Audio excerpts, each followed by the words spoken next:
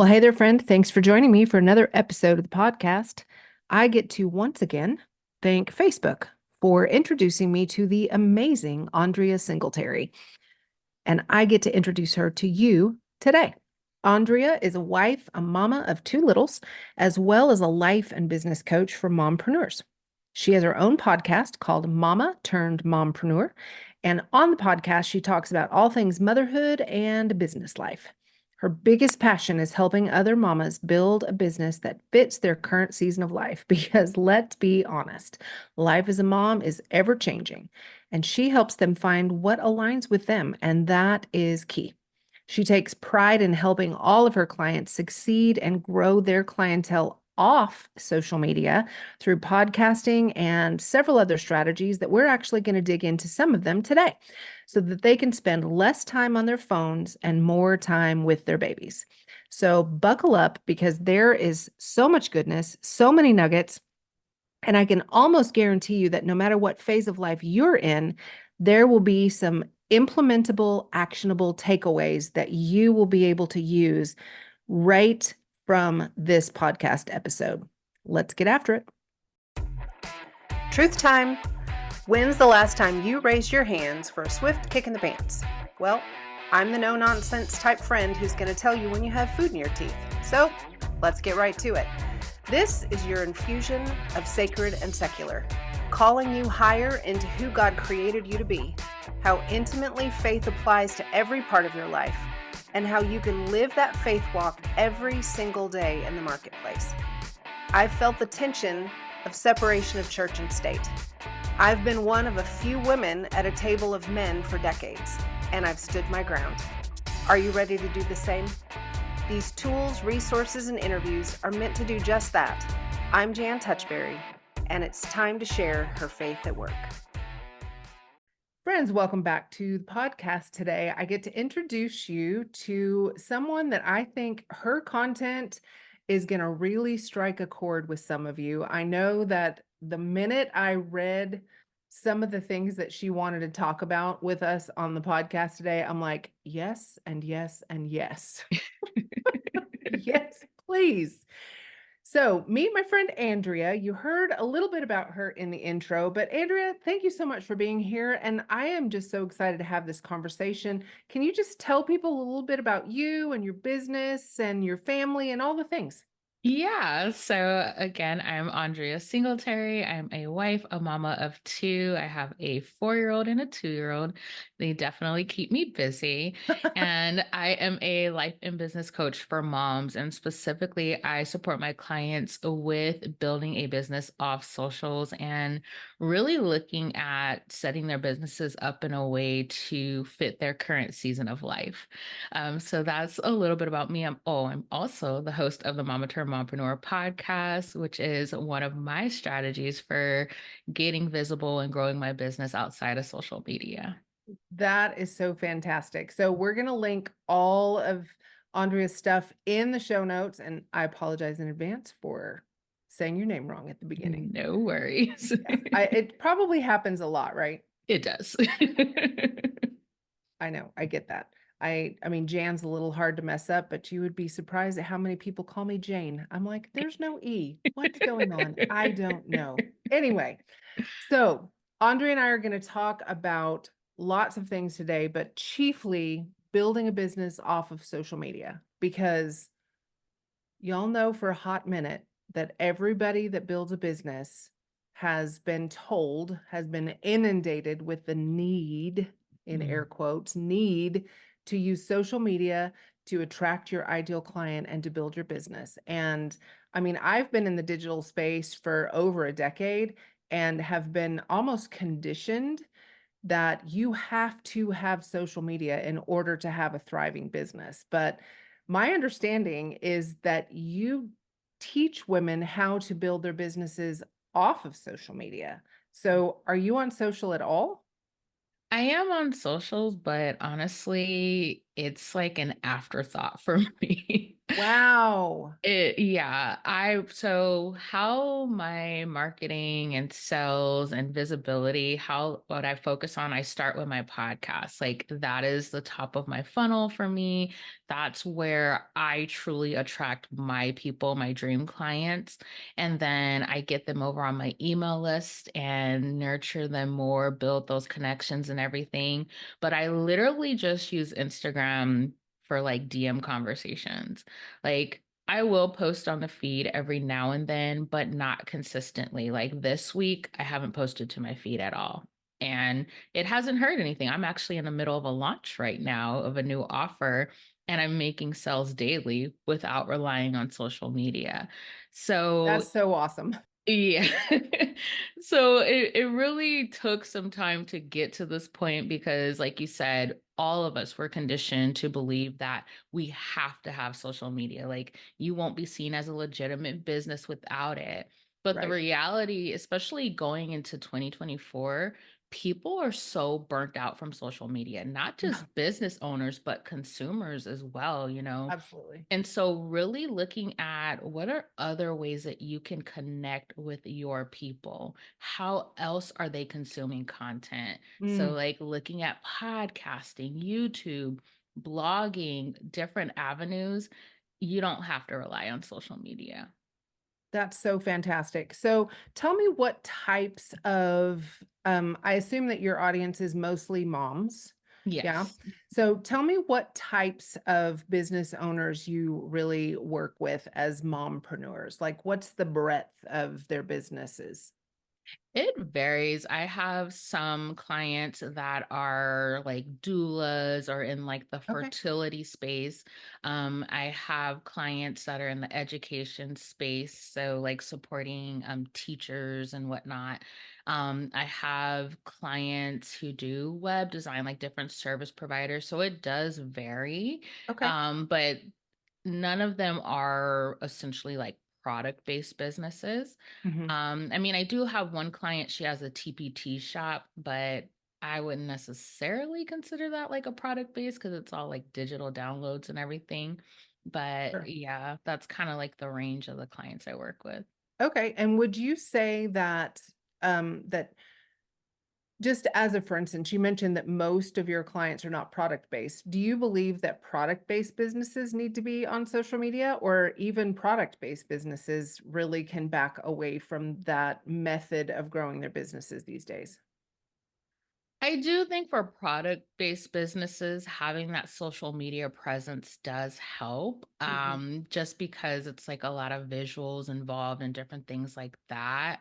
Right. But you don't have to rely on it. It can be Mm, part of your strategy, but it shouldn't be the only way that you are marketing your business. There are other things you need to be doing, like, paying attention to your SEO. That is very important. People use Google every single day. So, like, really yeah. thinking about those things instead of just like being so focused heavily on social media. Right, right. So you said that your podcast is your top of funnel. Can you describe your funnel for us? Yeah. So, like I said, my podcast is the top. That's how I generate most of my leads. So people find me through like searches, or Mhm. for instance, like when I guest on podcasts, I always mention that I have a podcast. When I'm speaking at events or participating in other types of collaborations, I always direct people to my podcast. So that's how I bring people in, and I will literally have people convert directly from the podcast because I do promote my offers on the podcast. So, like for instance, this week with my launch, I've literally had people sign up just from listening to a podcast episode. Wow, that's awesome. Yeah. So, and That's uh, fantastic. yeah, it gets to be that easy. Yeah. But if they don't convert from the podcast, I try to move them over to my email list. Hmm. I am very active in email marketing. I email my Okay. list twice a week.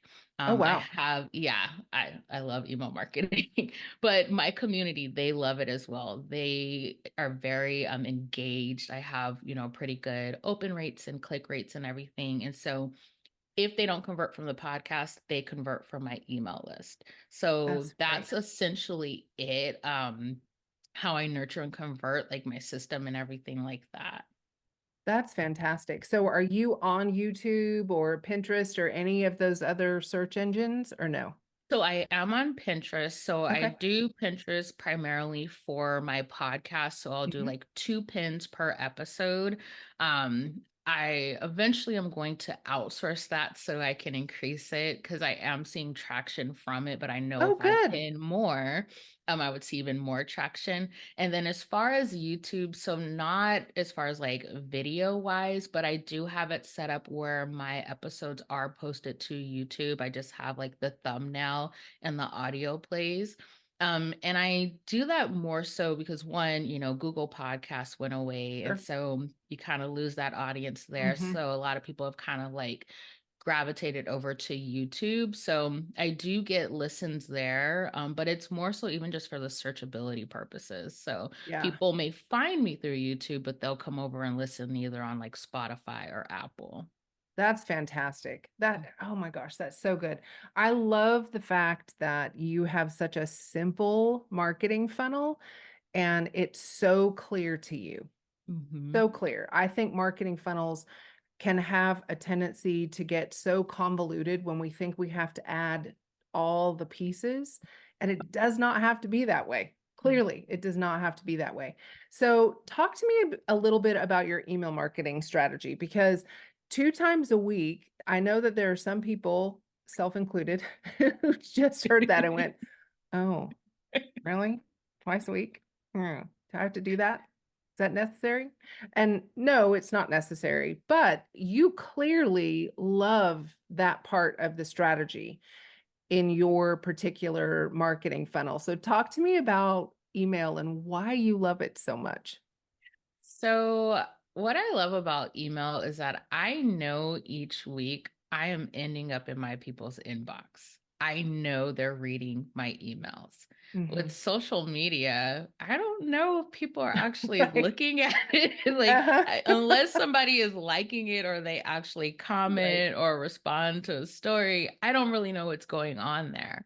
But Yeah. with email, what I really love is that you can look at the data. You can look to see whether or not your emails are landing with your audience, or maybe you need to change it up. Maybe you need to, play around with different subject lines and different things like that. Mm. It's really being able to see what's working and what's not working. And because like how I am and how my brain works, like I need to be able to know I'm doing something and it's working. If Right. I can't tell, I'm not going to pour my energy into it. Right. And that was kind of like why I backed away from social media. Like I know social media strategists are like, oh, you can look at this and look at that. I don't want to, I don't like all of that with social media because it's still not clear to me. Yeah. Like to kind of give an example, with your email marketing, you can see who's clicking the link and you Mhm. can reach out to them personally, especially if they've clicked a link multiple times. They're clearly interested, but they probably have questions, but they're hesitant to reach out to you to ask. So Right. you can be forward and say, hey, I saw you checking out my sales page. Do you have any questions? When I post a link in my stories on Instagram, I don't know who's clicking it. Shows 5 link clicks, but I don't know who, so I Right. can't follow up. So that's like one of the main reasons why I like it because I can actually see what's going on. I can actually see what my people are doing, what they're interested in, what they're Mm. not interested in, and different things like that. And Yeah. so how I utilize it, I've really been able to build connections with my community. I've Mm. really been able to like get those email responses where they're like, this really resonated with me today. This really spoke to me, or even just find out more about the women in my community Mm. and build those deeper connections and whatnot. And so I think that it's like the return you get on it, it's so much greater compared to what I was seeing and experiencing with social media. So Yeah. that's why like I'm so passionate about it. But I also use it as a way to drive people to my podcast. So I share about the weekly podcast because I do publish 2 podcast episodes a week and Oh, everything. wow. Yeah. You're a So go-getter, girl. I am. But I'm able to, let them know about the latest episodes and really like pull out that main point and break it down in the email and say, hey, if you want Mm, to learn more about this, listen to today's episode. And so I've seen that nurture to conversion, that whole process, it happens a lot quicker because they're getting nurtured on the email list, but I'm also directing them back to the podcast and they're getting nurtured that way too. And so I'm mm. seeing those conversions at a quicker rate. Yeah, that's really, really good and so smart. So I'm just curious, as someone who admittedly struggles with email marketing, um, mostly because it has to be a really special email for me to actually read it. Mhm. And that's just my nature. And and so I just have a tendency to think, oh, well, nobody else is going to read mine, so why bother? I know that's not true, but that's how I come into things. So I'm an underdog in the space. So talk to me about your emails, and are they long form emails? Are they shorter emails? Does it vary depending on the episode? Tell me how you create your email strategy. So I try to keep them on the shorter side because we know people's attention span is Sure. short. Yeah. But I've learned a few tricks along the way to really get people to hone in on the parts that I really want them to hone in on because Oh, especially that's most great. people are looking at emails on their phone, so they're like skimming it. Right. So bold, italicized, bullet points, those things where you really want people to key in on, make sure to highlight those parts, and the Mm, other parts, like, it's not a big deal if they skim it. yeah. So I've found doing that and then again trying to keep them on the shorter side, that helps, in keeping it engaging. I am very real, very raw, open with my audience. I share my struggles of motherhood and different things like that. And so, because I am sharing content that they resonate with, that speaks to them, they look forward to my emails. They Sure. read them and everything like that. And so I think when you really can get clear on your messaging and what your audience needs to hear, Mm. you will see that they're going to be looking forward to your weekly emails. Yeah, that's so great. So when you are coaching your clients on finding out what their tribe really is looking for, how do you tell them to dig into that? How, because there's so many different ways that people can go. And I think the tendency is that we always tend to want to widen the net instead of narrow the net. Mhm. So, what's your strategy with them? What do you advise someone who comes to you and says, "I just don't even know how to know what my people want because they want all of these things." So we do market research. That is one of the first things I do with all of my clients, whether you're a one-on-one client, whether you are part of my membership, we start with market research. Oh, that's good. And literally just having those conversations with the people in your community, and you can see the themes, you can see what keywords they're using. That gives you so much clarity for your messaging. That's Mhm. how I was able to launch my membership. I did a market research survey at the start of this year. Literally, everyone was saying they were burnt out on social media. Every Yeah. single response. And so it's like, okay, there's something going on here. How Right. can I support them in this area? Yeah. So you'll get the answers you need by starting to just have conversations with your people. Even just going to like past clients or current clients, Mm. looking at feedback forms, you can really pull out like what people are feeling, what they're thinking related to like what it is that you do, and you'll get that clarity in your messaging. Oh, that's really good. I love that. A good market research project gives you so much. I did Amy Porterfield's um oh my gosh, the Course Academy. I can't Digital Okay. Course Academy, DCA. Yes. Yeah. And that's her big thing is market research. Before you can know where you're trying to go and who you're trying to communicate to, you got to know what they're looking for. Yeah. And so that's so wise, so wise. Now, I'm gonna turn the conversation just a little bit because you said that you have a 2 and a 4-year-old, but your house is really quiet right now. How did you do that? So I can hear them in the background, Oh, but you you can? can. Okay. But The magic of my headphones. mom is here, and so Oh, Gigi has the kids. I told her, I that's was like, I need to fantastic. record an interview today. I need you to take the kids into the room, keep them entertained while I do. That's fantastic. So, as a mompreneur, I know you work with lots of mompreneurs and you talk to them about building a business in a current season of life. I'm a huge proponent of the fact that work-life balance, the word balance needs to be taken out of there. I Yes. don't think there's any such thing as balance. It's seasons and rhythms. Mhm. And sometimes they're up and sometimes they're down. I would love for you to talk to us a little bit about building a business that really fits into your current season of life. Yeah, so I can use myself as an example. So I essentially started leaning into this, build a business that fits your current season of life as life started happening to me. So I launched my business in 2021. My son was one. I was pregnant with my daughter. So I started out as a virtual assistant. And it was working. It was fine. My son, he was going to preschool full time. My daughter was still in my belly. So I could make it work. And I was like doing general admin. So I could be available during business hours and all of that. Then I had my daughter, and it was like, okay, this working during normal business hours is not going to work. You're And right. so I had to pivot.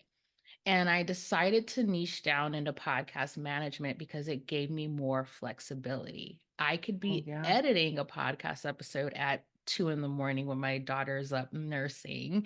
I could adapt and change, and it fit my current season of life.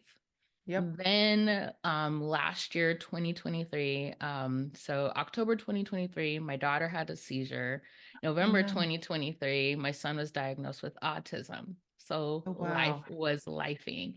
Hmm. And I was struggling to continue to take on more like podcast management clients and podcast launches. It just didn't make sense for my current season of life. Hmm. My kids needed more of me, and I needed to be able to make more time for myself to Yeah. ensure that I was whole and able to support my family the way that they needed.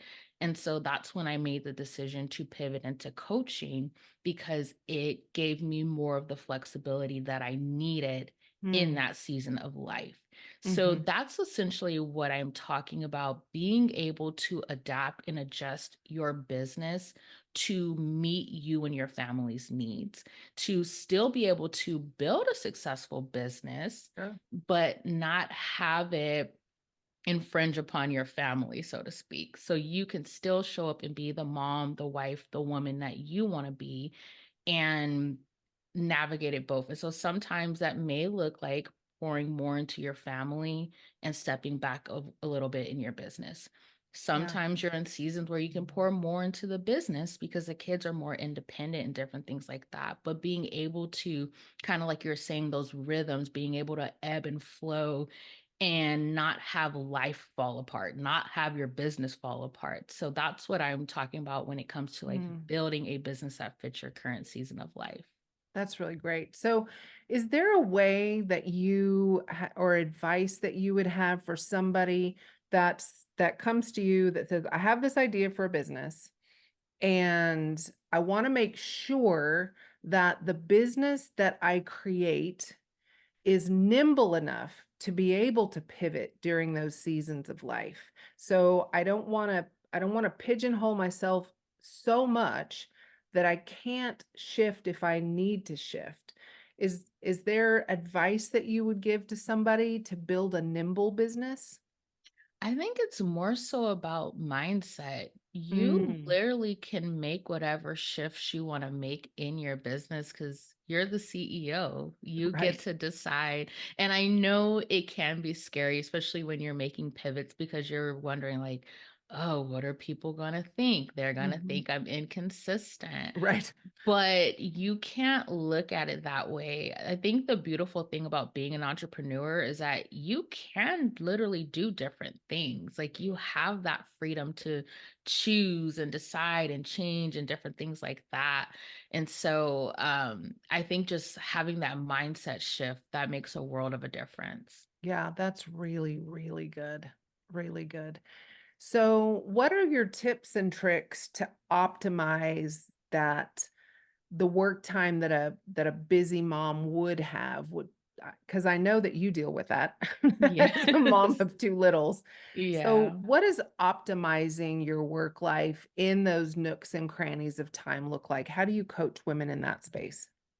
So, one of the things I always tell my clients is partner with your village. So, whether that is your Mm. husband, whether that's grandparents, whether, you have family, whoever, and making sure you have a weekly CEO day. So, I'm not going to Oh, tell you to do the nap time hustle. I'm not going to tell you anything like that because we know not all kids nap. My son sure. stopped napping when he was 2. So, Yep. nap time hustle wasn't gonna work for me. Nope. But I do have a dedicated day each week where I get to focus solely on my business. I'm not responsible for the kids. I'm not responsible for anyone but me, myself, and I. And Oh, I love so that. I encourage my clients to talk to their people and say, hey, can you give me a day a week or a half a day? Mm. However, it works out, but where it's like I can just focus solely on my business. And that may look like you leaving the house and you going to Panera, a coffee shop, or something Mhm. where you can just have that dedicated time to work on your business. And I have found like for my clients and even myself, having that uninterrupted time to work, my gosh, we can get like a week's work of stuff done in just a few Yeah. hours because we are able to just focus solely on that. We don't have the kids coming asking for a snack or Yep. someone needing a diaper change or anything like Yes. that. And so if you can work that out, arrange that with, like I said, family, friends, even if maybe you don't have family nearby, reach out to the other moms in your community who maybe they're, working from home too. And you guys can trade off watching each other's kids. Like there's a way to A make great it idea. work. Yeah. So it's just like having that uninterrupted time to work, essentially, that makes a world of a difference in being able to build your business as a mom. Yeah, that's fantastic. I actually did an episode a few weeks ago. I'll drop the link in the show notes with LaShonda Brown, and she talked about her 20-hour work week.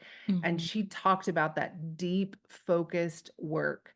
And man, that lady, she does not deviate from that. She said, I can get more done in a 20-hour focused work week. She literally works 10 to 3 Monday through Thursday. That's it. Like I had to reschedule podcasts around her work time because her boundaries are this way. I love And that. and I do too. I love it. I have so much respect for that. And she said, when I am sitting down at my desk from 10 to 3 and I'm in work mode, Mhm. that's it. She keeps her phone in her bedroom on the charger, so she's not distracted by her phone. She turns off all the things. She has a Mhm. plan when she sits down, and she gets more done in 20 hours a week than most people can get done in 40 or 50 hours a week because Mhm. they're so distracted all the time. Yeah. And so, especially as a mom, man, identifying those work times that you have and Mhm. figuring out how you can craft those moments that you have to be really super focused. You're exactly right. You're going to get so much done if you can carve those out. I love that. Yeah, definitely. So good. So good. So, I want to go back for a minute to social media burnout. If I'm a entrepreneur and I am in that space where I am so tired of social media, Mhm. but I feel obligated to be there. What would you tell me are the steps I need to make that shift? Like, do you quit cold turkey? Do you or is there a gradual weaning so that your audience understands the shift that you're making from social? Like, walk me through what that would look like for somebody who's literally says, "I'm done. I really don't wanna build my business on social media. I would like for it to just be social for me if I choose to get on." Tell me how you would coach that person. Yeah. So the first thing I would say is don't ghost your audience. we don't Right, want to yeah. we don't want to just disappear, leave people hanging, What especially happened? especially if you have really built up an amazing community and everything. You don't want to just disappear on them like that. Yeah. So my recommendation would be is to start moving them over to your email list. So letting them know Mm, that you're going to be stepping back from social mhm, media, or if you've already decided that you want to completely step away, but let them know that they can still be in your world and this is how they can yeah, do it. So getting them over to your email list, and I would say give yourself a month or two just to get them as many people as you can over there. Now, of course, not everybody is going to move over to your sure, email list, yeah, but just making sure you're, putting it out there like, hey, this is what's happening. This is the change that's coming. And the biggest thing after that is deciding what you're going to do instead of social media, because you mm, can't just stop marketing altogether. And right, so this is looking at other platforms.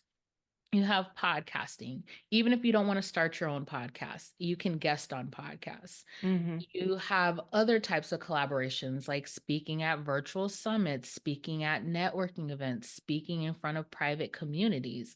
Another big thing, like especially for email list growth, is participating in bundles. So I'm not sure if your audience is familiar with bundles. probably not. Talk to us a Okay. little bit about that because I've experimented with them a little bit, but we haven't Mhm. actually had a podcast on it. I probably need to have a Okay. dedicated podcast Yeah. on bundles, but talk to us about it just a little bit to whet their appetite.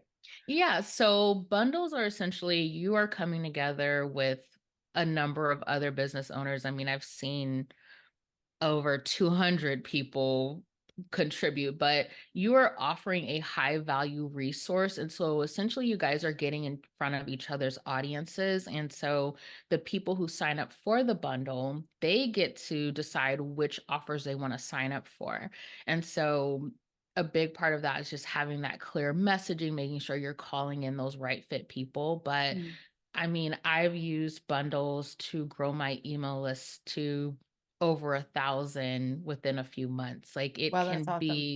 it can be very beneficial when it's done the right way, and just Yeah. making sure you're participating in bundles that make sense for your business and who you serve, but basically leveraging collaborations and locally, like getting in front of people locally. Like you have different entrepreneurial groups and different things like that. So it's really like you have to start thinking outside of the box. Like, what can you Mm, do instead of social media? And you have so many options. right. And so figuring out too, like, how do you actually enjoy creating content? Do you like speaking? And if you don't, okay, maybe you can do blogging. Maybe you can look at like there's guest blogging, you can do article features. There's so many different options. It's just figuring out what are you going to replace social media with. Yeah. So doing that, and then again, like I was saying, making sure you're moving your social media community over to your email list, that's going to allow you to confidently step away from social media because you have a plan in place and you aren't just leaving that community you built hanging. You've Mhm. done what you can to get them over to like your email list, keeping them in your world, or if you want to do like a Facebook group or something, but getting them somewhere else where they can stay in your Right. world essentially. That's going to allow you to step away confidently because you're not just like stopping your marketing altogether. You're not stopping your visibility altogether.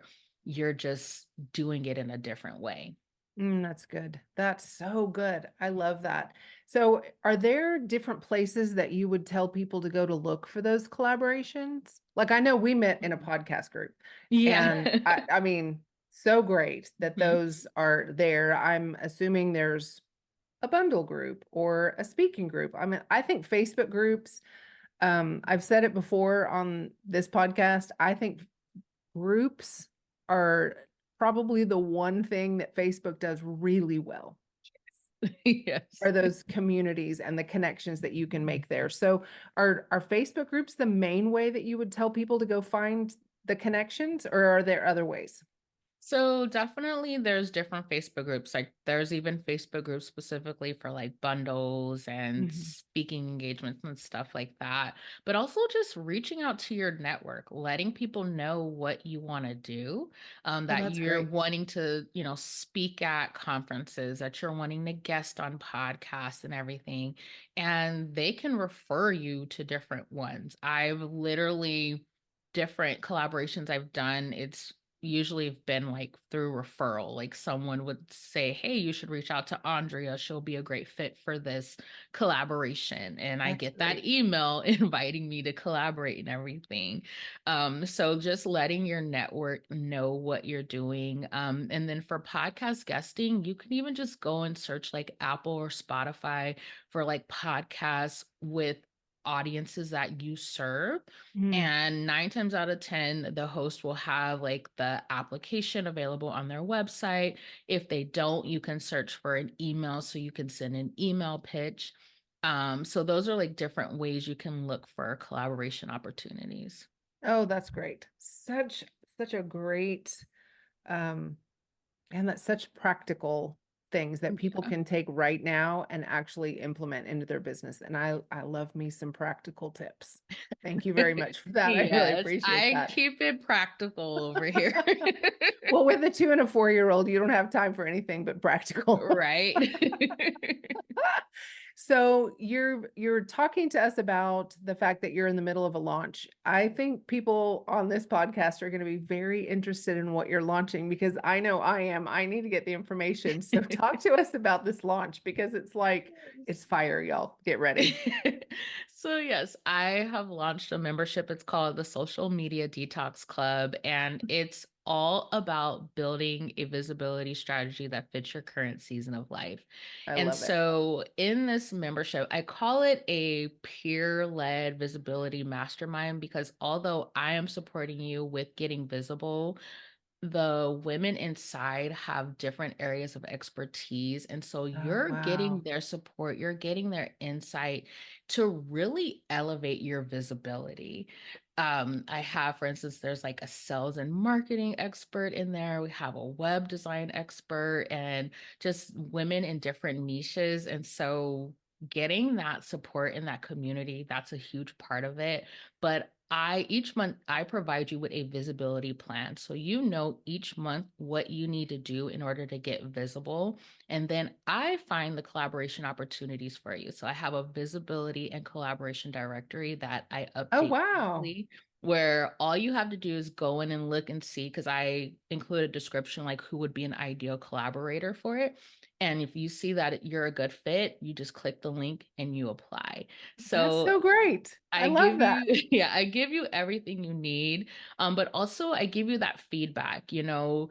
feedback on your podcast pitches, making sure that, you're structuring them in a way that is going to lead to a yes, giving you feedback on your bundle contributions, making sure your messaging is clear and that what you are offering is going to make sense and funnel into the specific offer you're trying to funnel people into. Yeah. So I really teach you how to leverage collaborations and visibility in general to attract your dream clients and convert them into your specific offers. Man, you have come so far from managing podcasts Yes. to being this powerhouse business coach that actually gives people such hugely practical and implementable tools to use to grow their own businesses. And I've been a part of a lot of masterminds and groups and things like that, and they are not all that. And so I have such huge respect for what you're doing. And man, that it's just fantastic. I can't even say how fantastic I think everything that you just laid out is. Y'all, if you are in the space where you are ready to get off of socials or at least pull way back from them and implement other ways to grow your business, you need to check the show notes and get in touch with Andrea because this sounds like it's absolute fire, absolute fire. So I would be remiss if we are on a podcast called Her Faith at Work and I didn't allow you to share a little bit about your faith journey and how that influences you as a business owner. So just share whatever you feel like you should share, what you want to share about your faith journey and how that affects your business. But I know as believers, it absolutely should affect our business. And Yes. if it doesn't, we ain't doing it right. Yes. So it's so funny. I always share, like, the Lord had a calling on my life since the time I was in my mom's womb. That's awesome. And the enemy has been trying to take me out since I was in my mom's womb. Mm. When my mom was pregnant with me, her and my dad were in a bad space. And so she was actually going to abort me. Oh, wow. And my grandmother intervened and told her not to. And then, I was born and I was like, I used to like creep my mom out because I was so Holy Spirit filled. Like, I would tell her things and she was like, how do you know that?